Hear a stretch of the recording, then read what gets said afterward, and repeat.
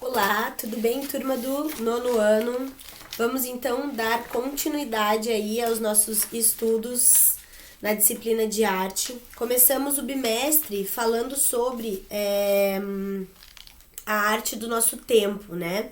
A gente começou observando a linha do tempo da arte, né? Que serve para nos orientar em relação aos momentos em que determinados avanços, determinadas mudanças acontecem no universo da arte. E aí, se a gente for parar para pensar, a gente percebe que a arte ela vai se desenvolvendo dentro de um contexto social.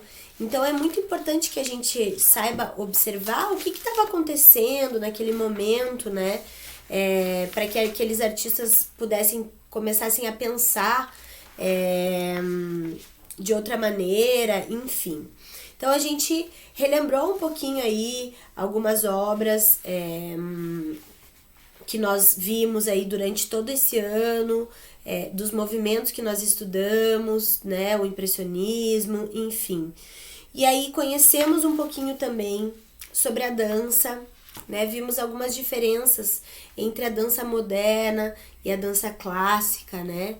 A gente consegue perceber aí que alguns bailarinos, como a Anna Pavlova, lá em 1905, ela consegue trazer um novo olhar aí para a dança, e aí após ela, artistas como Cunningham, que nós conhecemos também, trazem um novo jeito de se fazer a dança, que também é uma linguagem da arte, né?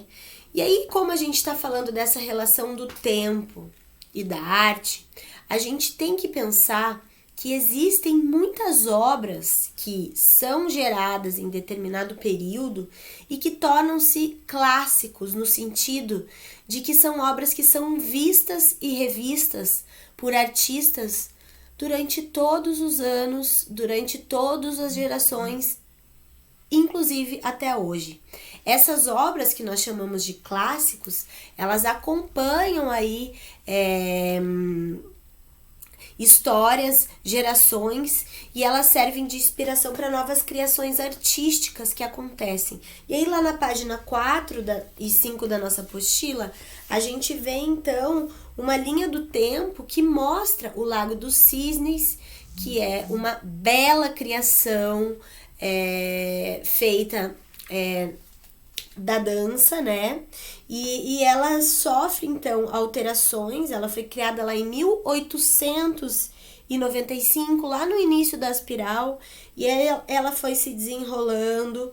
Lá em 1905, então, Anna Pavlova faz a interpretação da morte dos cisnes, e aí já traz um rompimento aí dos conceitos do balé clássico, né? Que tinham uns movimentos mais regrados, mais rígidos, né? Mais fiéis à realidade. E aí essa artista lá em 1905, ela começa a trazer uma liberdade de uma maneira bem sutil ali pro dançarino, pra bailarina clássica, que vai se desdobrando. E aí, lá em 1959, a gente já tem mais apresentações desse clássico. Percebam que todas essas mudanças que foram acontecendo, elas estão girando em torno de uma única obra, que é, no caso, o Lago dos Cisnes, que vai, então, acompanhando as gerações e gerações através da história da arte. E aí, lá no final do Aspiral, a gente tem o balé de Monte Carlo, que interpreta a morte dos cisnes, então, de uma maneira mais cômica, mais livre, com um tom bem engraçado. E é muito interessante, então, a gente perceber essa capacidade que uma mesma obra tem de de caminhar, percorrer durante todo o tempo no universo da arte. E aí algo que era clássico, que era lá dos primórdios, vai tornando-se contemporâneo à medida que o artista ele vai criando uma nova linguagem para aquilo, ele vai agregando novas características para aquela mesma obra. Então a gente está falando aí sobre a contemporaneidade. Então a gente fala lá de um balé, no caso, que começa num período clássico e que continua atual e continua servindo de inspiração num período contemporâneo, passados séculos, e ele ainda continua vivo. Então, que potencial enorme que a arte tem, né?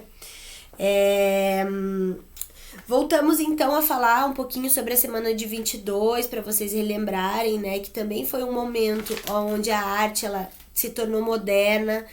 Os artistas eles vieram lá de fora com esses conceitos aí dessas escolas estéticas, desses movimentos artísticos modernos europeus, trouxeram essa ideia aqui para o Brasil, e aqui no Brasil eles desenvolveram então uma arte genuinamente brasileira, na qual eles absorveram lá as informações modernas que estavam acontecendo, aquele rompimento do artista, assim como no balé aconteceu, na literatura, na música e nas artes visuais também aconteceu, quando os artistas eles se desprendem daquela questão, daquelas regras mais clássicas da arte, e ele passa então a ter uma liberdade maior. E aí quando a gente passa para a atualidade, para o momento contemporâneo que vivemos hoje, a gente percebe que o artista trouxe ainda mais liberdade, e nesse meio tempo nascem muitas outras linguagens da arte. Então a gente está falando aí sobre a relação do tempo e da arte, certo? Conhecemos então o Cunningham, aquele coreógrafo que é um dos precursores aí da dança moderna, e a gente viu a diferença entre essas danças, né? Enquanto o clássico ele tenta contar uma história de maneira mais organizada, ele tem todo um figurino, um cenário, tem que ser um palco. A dança moderna ela já traz toda uma liberdade em relação a figurino, em relação a espaço, em relação a movimento, enfim. E aí a gente falou sobre os limites da arte quando a gente falou sobre uma obra que foi colocada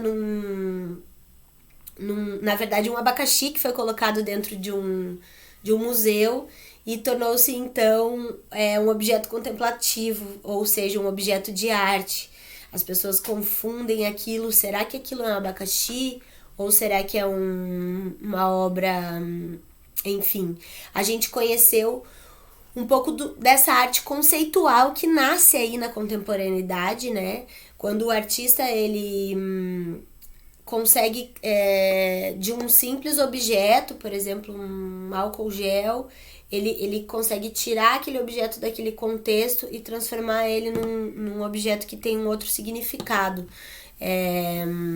traz uma outra reflexão.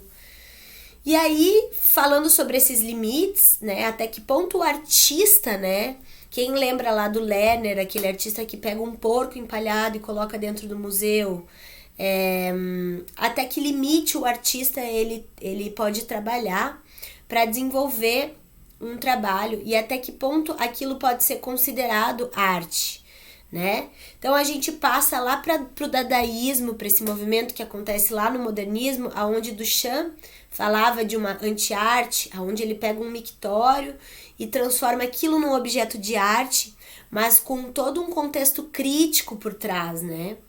E aí a gente consegue perceber que essa relação do tempo e da arte, ela serve também para muitas reflexões. Então a gente conheceu um pouquinho sobre os dadaístas, né? E sobre como eles desenvolviam aí essa arte de uma maneira também com pensamentos novos, né? E dando sequência então ao conteúdo da nossa apostila, conhecemos um pouco sobre artistas que trabalham a relação do limite da arte, mas de uma maneira física. Então, artistas que têm limitações físicas, né? E ainda assim conseguem produzir obras de arte visuais, né? Então, a gente deu todo esse passeio aí pela arte. E agora eu farei o encaminhamento da atividade avaliativa de vocês na sequência, tá certo? Então, pessoal, como a nossa proposta esse bimestre foi fazer essa viagem aí no tempo e entender como que a gente faz essa diferença entre o que é moderno, o que é clássico e o que é contemporâneo, eu vou propor a vocês uma atividade que é a seguinte. Vocês vão pegar essa obra que eu tô colocando como referência aí para vocês, que é uma obra clássica, super conhecida por todo mundo, que é a Mona Lisa, um retrato feito por Leonardo da Vinci. E eu quero que vocês tragam essa obra que já foi repensada, reproduzida por muitos artistas durante diversos anos, e eu quero que vocês tragam ela para um contexto contemporâneo. Como que vocês vão fazer isso? Vocês vão desenvolver um desenho seguido de uma pintura, ou seja, vocês vão primeiro desenhar, depois vão pintar. Quem tiver tinta, vai fazer com tinta, vai desenvolver uma pintura. Ai, prof, eu não tenho tinta na minha casa, então usa lápis de cor, enfim.